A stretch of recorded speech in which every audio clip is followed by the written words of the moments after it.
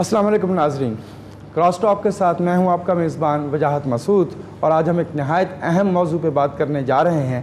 गुज़श्ता एक हफ़्ते से हमारा मुल्क एक बड़े आइनी और सियासी बहरान का शिकार हो गया है, क्योंकि ये तवक्को की जा रही थी कि लगभग इन दिनों में मुल्क की पार्लियामेंट में 18वीं आइनी तरमीम का मसवदा पेश किया जाएगा, उस पर बहस मुबासा होगा और इस मुल्क के मुंतखब नुमाइंदे इस मुल्क के आइन से उन दफ़ात को निकाल पाएंगे और आइन को उसकी असल शक्ल में बहाल कर सकेंगे जो मुख्तलिफ़ फ़ौजी आमरीतों ने इस मुल्क के आइन में इजाफ़ा की थी। लेकिन अचानक मियाँ नवाज़ शरीफ साहब ने ये ऐलान किया है कि वो आइनी तरमीम के 18वीं आइनी तरमीम के मसवदे से मुकम्मल तौर पर इत्तफ़ाक़ नहीं करते, जिसके नतीजे में ये सब कुछ जो है ये ख़त्म हो गया है और इस वक्त जो है वो बातचीत जारी है। लेकिन फ़िलहाल एक बहरान अपनी जगह पे और नहायत संगीन बहरान मौजूद है।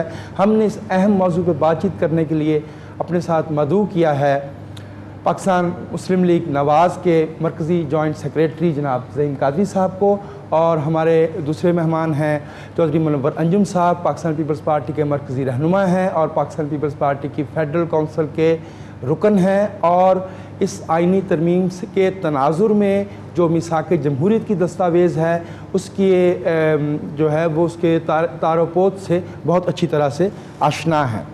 बात शुरू करते हैं ज़हीन कादरी साहब से। जी सर। कादरी साहब, ऐसा क्या हुआ कि साद डार साहब ने वज़ीर आज़म को मतला किया कि उनकी जमात जो है वो मुत्तफ़िक है और ये उनकी रज़ामंदी से वज़ीर आज़म ने ये फ़ैसला किया कि 25 तारीख को ये आइनी तरमीम जो है ये टेबल कर दी जाएगी।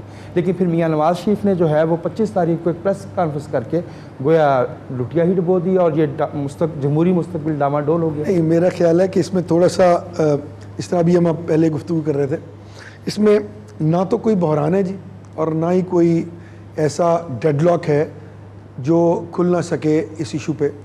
मैं बैकग्राउंड में चंद मारूज़ात आपकी खिदमत में पेश करना चाहूँगा कि जब ये सारा मामला हुआ तो 2 साल पहले हम ही आर्किटेक्ट थे इस सारी तहरीक के, और हमने इमीडिएटली ये अपील की गवर्नमेंट के साथ कि आप इमीडिएटली 17th अमेंडमेंट को ख़त्म कर दें। और उस अमेंडमेंट, क्योंकि वो एक अनकॉन्स्टिट्यूशनल अमेंडमेंट है, उसे जो कॉन्स्टिट्यूशन का असल चेहरा है वो मस्क हो जाता है, वो पार्लियामेंट्री डेमोक्रेसी से एक प्रेसिडेंशियल फॉर्म ऑफ गवर्नमेंट में तब्दील हो जाता है पूरा आइन। तो इस अमेंडमेंट से जनरल परवेज़ मुशर्रफ ने बहुत से मफादात हासिल किए। इसको आप इमीडिएटली ख़त्म कर दें and then will shall move forward. इन्हीं वजूहात पे, और जो जजों की बहाली का मसला आया, इन्हीं वजूहात पे हमने अपनी जो कैबिनेट थी उसे इस्तीफ़े दिए और हम बाहर आ गए, क्योंकि 2 बरस तक हमारी मारूज़ात जो थी उन पे किसी किस्म का अमल नहीं किया जा रहा था। और हमने इसी वजह से कि ये हम समझते हैं कि इम्पॉर्टेंट तरीन काम था जो पाकिस्तान मुस्लिम लीग और PPP ने चार्टर ऑफ डेमोक्रेसी जो बेगम साहबा ने, मोहतरमा बेनज़ीर भुट्टो शहीद ने साइन किया और मियाँ मोहम्मद नवाज शरीफ साहब ने साइन किया, और फिर जजों की बहाली का मसला था। उनकी सिर्फ बहाली नहीं होनी थी, मैं 2 सेकंड लूँगा आपके, और उसके साथ बहुत सी चीज़ें भी उसके साथ अटैच थी। एक निज़ाम वज़ा किया गया था चार्टर ऑफ डेमोक्रेसी में कि ये वो तरीक़ाकार होगा जिस पे हम जजों की अपॉइंटमेंट्स करेंगे, और इससे ये ट्रांसपेरेंसी और ये प्रोसेस जो है ये वाइबल प्रोपोजिशन बन जाएगा और कौम को ये कॉन्सेप्ट चला जाएगा कि आज इस मुल्क में जजेस जो मौजूद हैं वो एक फ्री एंड फेयर जुडिशरी है और उनकी अपॉइंटमेंट जो है वो हुकूमतें खुद नहीं करती। कादरी साहब, वो जो मिसाक जमहूरियत का मसवदा है उसमें पाकिस्तान सुप्रीम काउंसिल के नुमाइंदे का या वाइस चेयरपर्सन का उसमें जिक्र है? जी बिल्कुल है, लेकिन हमारा उसमें ये इस्तदलाल था जो अब प्रॉब्लम हुआ। इन्होंने क्या किया कि उस पर पहले तो इन्होंने कोई ख़ास रूगर्दानी नहीं की हमारी, हमें एक लॉन्ग मार्च करना पड़ा, उससे जजेस बहाल हो गए, सब ने देखा, हमने कहा जी बात ठीक है आपने कर दिया। मोहतरमा ने चीफ जस्टिस के घर के बाहर जाके कहा कि ये मेरे चीफ जस्टिस हैं, इन्होंने कहा कि नहीं जी ये बात गलत है, ये चीफ जस्टिस नहीं होगा। बहरहाल वो एक सेटलमेंट हुई। डेमोक्रेसी में डिस्कशन जो डायलॉग बड़े इंपॉर्टेंट होते हैं। हम बड़े शुक्रगुजार हैं PPP की गवर्नमेंट के कि उन्होंने हमारी लॉन्ग मार्च एक्सेप्ट की और हमारा पॉइंट ऑफ व्यू एक्सेप्ट किया और जजेस को बहाल कर दिया। अब आ जाए आप अगली बात पे कि ये जो इसका तरीक़ेकार था उस पर क्या रिजर्वेशन थी। हमने शुरू दिन से ये कहा कि ये इशू एक बहुत ही मुश्किल इशू है, इसको बहरहाल हमें हल करना है। कॉम्पोजिशन की जो आपने बात की ना कि ये कॉम्पोजिशन पे जो झगड़ा हुआ, कॉम्पोजिशन की बात हुई कि कॉम्पोजिशन देखें ये सिंपल सा फॉर्मूला है पूरी दुनिया में, मैं इस इशू की बात नहीं कर रहा, कहीं भी जहां बहुत सारी पार्टी स्टेक होल्डर्स इन्वॉल्व होंगे तो इवन नंबर्स में अगर वो स्टेक होल्डर्स इन्वॉल्व होंगे तो फिर क्या होगा कि 3 एक तरफ हो जाएंगे, और नंबर्स लिए yet again another deadlock। तो उसके लिए ये बड़ा जरूरी है कि ऑड नंबर्स लिए जाएं। ठीक है।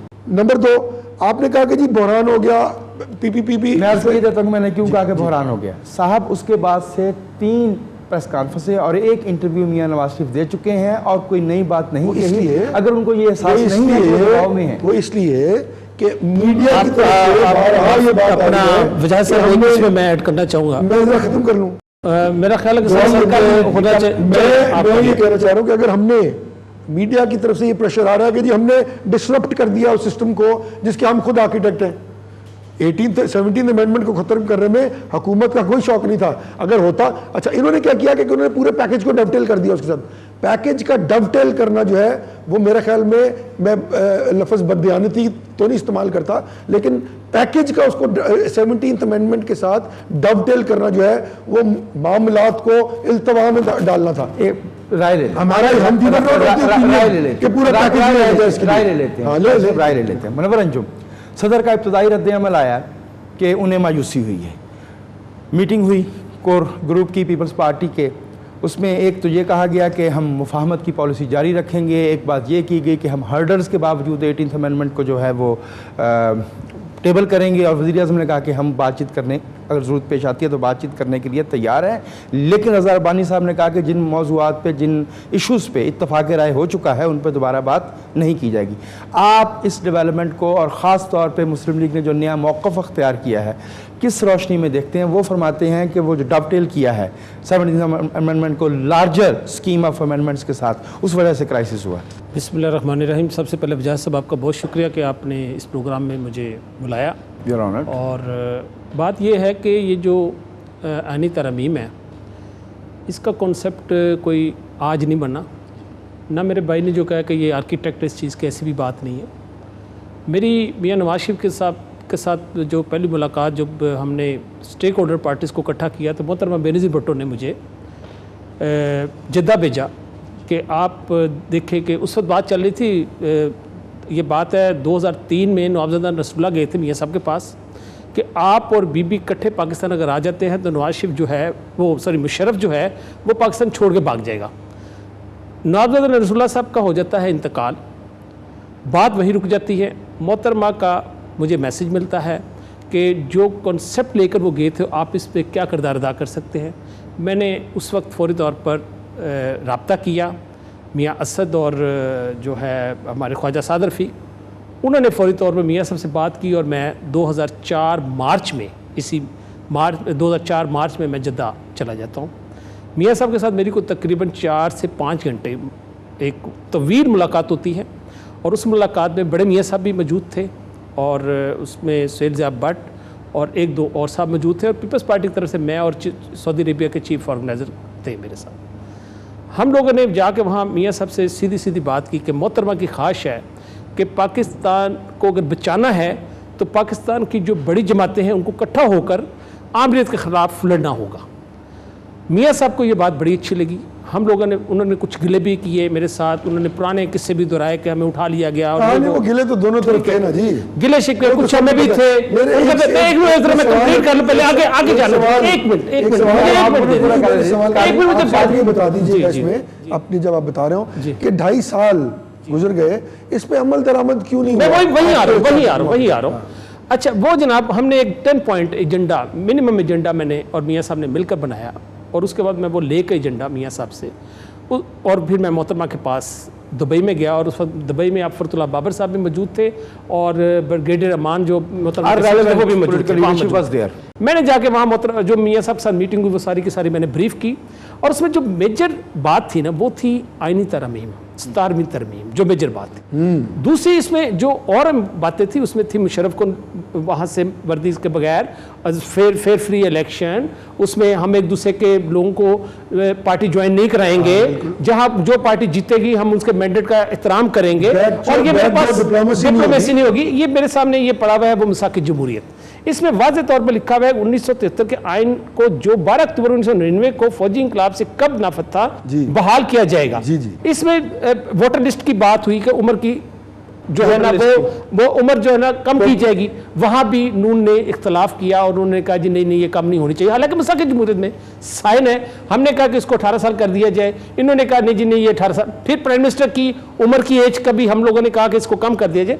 मुख्तलिफ इख्तलाफात होते रहे, मैं वहीं आ रहा हूँ मुख्तलिफ। अच्छा, जो बात इन्होंने भाई ने की कि 2 साल आपने इसमें अमल दरामद नहीं किया, देखिए हर चीज़ का एक टाइम होता है।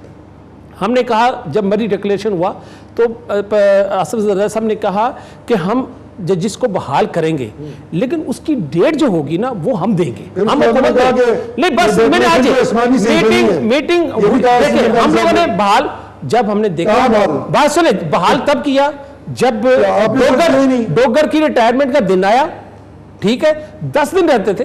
ये भी लॉन्ग मार्च इन्होंने 10 दिन पहले क्यों किया, उससे 2 साल पहले क्यों नहीं किया, 1 साल पहले क्यों नहीं किया? क्योंकि इनको भी पता था कि ये टाइम नहीं है लॉन्ग मार्च का, टाइम लॉन्ग मार्च का ये क्रेडिट लेना चाहते हैं, मैं इनको क्रेडिट नहीं दूंगा। नहीं, नो, क्योंकि उसकी डेट ऑफ रिटायरमेंट के बाद ही इसका ऐलान तो किया ही नहीं किया। हमने 10 तारीख को, अच्छा इन्होंने लॉन्ग मार्च किया, हमने शॉर्ट ब्रेक लेते हैं, एक शॉर्ट ब्रेक लेते हैं, अभी हम वापस आते हैं।